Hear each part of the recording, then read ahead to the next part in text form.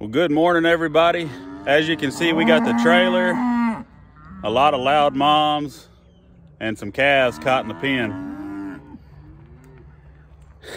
I've been really bad, and I'm really disappointed that I couldn't get it on film. This was one of the events that I was really looking forward to getting to film. But life on the farm happens. Things change frequently, no matter how hard you try. And so this is Tuesday. Sunday afternoon, I had a guy come out and he bought 8 of the cow-calf pairs that I have. Due to the grass situation and hay and all that mess, I've decided to go ahead and sell all of the calves. So I spent the rest of Sunday and all day yesterday afternoon getting the calves caught. It did not go very easy, which we've talked about it before on previous videos. My pens are a very temporary setup and it's not very good. They know their babies are in there. Anyway, I had a friend come out with his horse and we ended up catching them, but it did take getting horses out here to drive them. The moms caught no problem, just following me with a bag of feed. It was the calves that was the issue. Got them all caught, and I actually got one trailer load hauled real late last night to the cell. I've got 6 more. Yeah, 6 more in the pen to sell. 3 of them are gonna go to a farm. The guy's buying them. The other 3 are gonna join the rest of them at the sale barn. They're a little smaller than I wanted them to be when I decided to sell, but they are bigger than I thought they were. Sorry, this video is probably gonna be pretty loud. So, like I said, a little smaller than I wanted them to be at sale time, but bigger than I thought they were right now. Prices are amazing still in this area for calves anyway, especially in this weight class. And things change, circumstances change. You got to do what's best for the farm. It might not be what you want to do, but the whole thing is making sure we do what we got to do to keep the farm for another year. So that's what we're going to do today. I got to do a little bit of work on the loadout, and then we will work on getting these 3 calves sorted off, getting them loaded, then we'll hit the road. All right, gates are set right there at the trailers backed up. The swing gate's open, the calves are right here.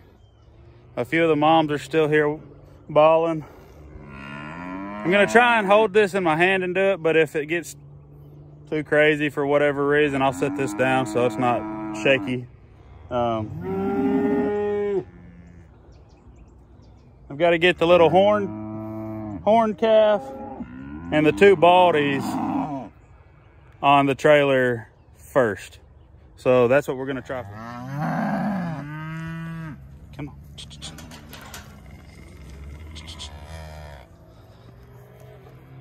Come on, calf. Good job. I will try and just hold him here if he will. Let me get another one caught.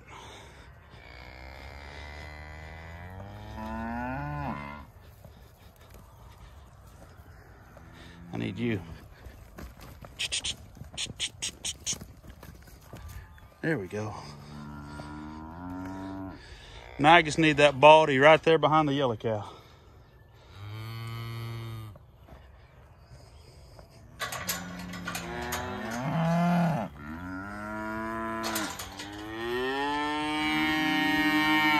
I don't need you. Oh, you dang heck. I need you though. Okay. All right, I gotta get number 19 right here out.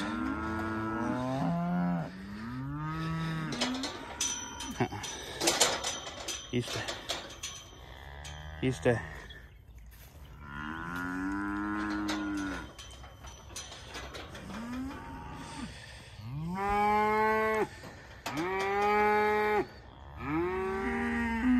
Okay, I got all 6 of them pinned up right here in this little loadout. I'm gonna try and sort them into the trailer, but if they get messed up, I might just sort them when I get to the destination.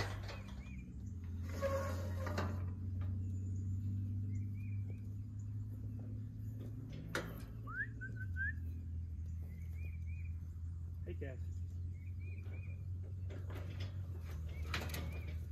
Come on, guys. Come on.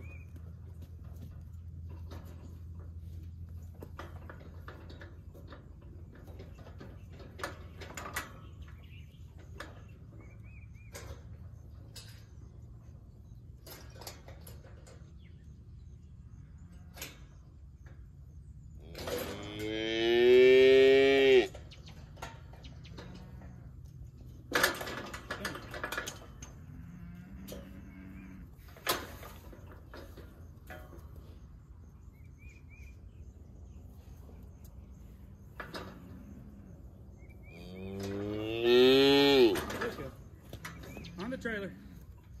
On the trailer. Let's go.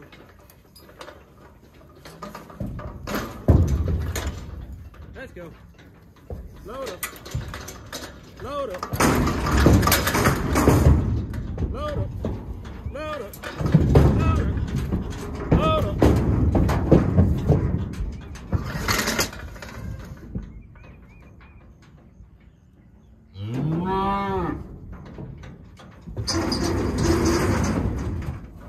They are all loaded. We are on the road. Okay, so we're on the road. We're taking these first 3 about 35 miles northwest of here. Not too bad. And then we're gonna go, from there, we're gonna go due east another 30 miles and drop these other 3 off with the rest of the calves at the sale barn. The sale barn does have a pre-vac sale once a month, and it happens to be today. It starts at 11. Mine are lot number 13, and their tags were double-digit numbers, so I think they're going to sell pretty quickly, which I like that. They don't have to hang around in that sale barn all day, but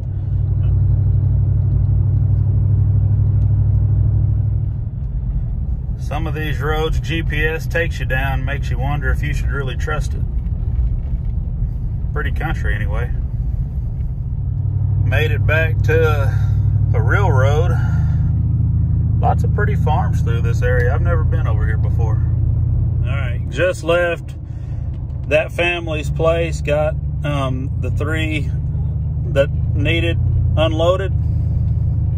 We're back on the road, got about 35 miles, and we'll drop these off at the sale with the load I took up there last night. You know, it's kind of sad seeing them go, but it's exciting. This is the first crop from the herd at the farm, the new farm. It's very exciting, but it is sad seeing them go. It always is, but that's farm life.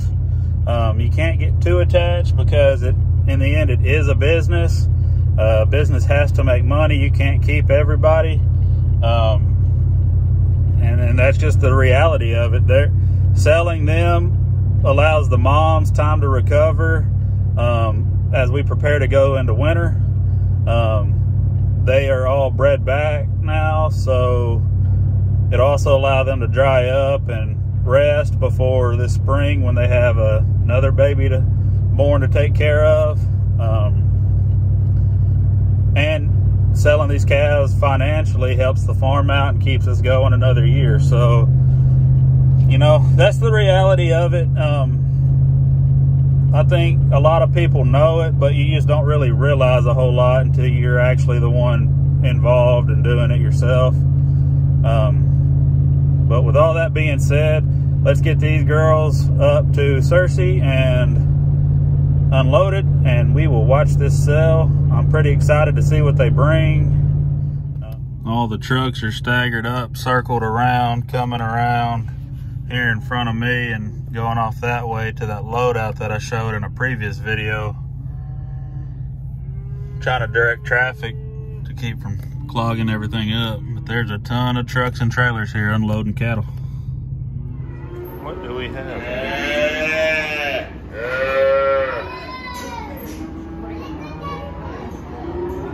The next day. It's the next day now.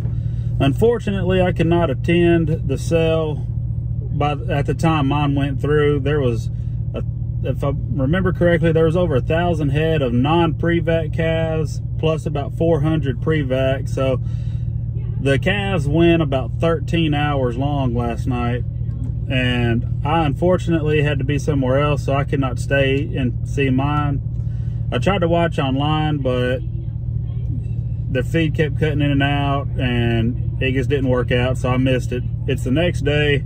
I've got the check and the paperwork. I only sold 10 head at the sale. Fortunately, I found a buyer for most of the rest of them.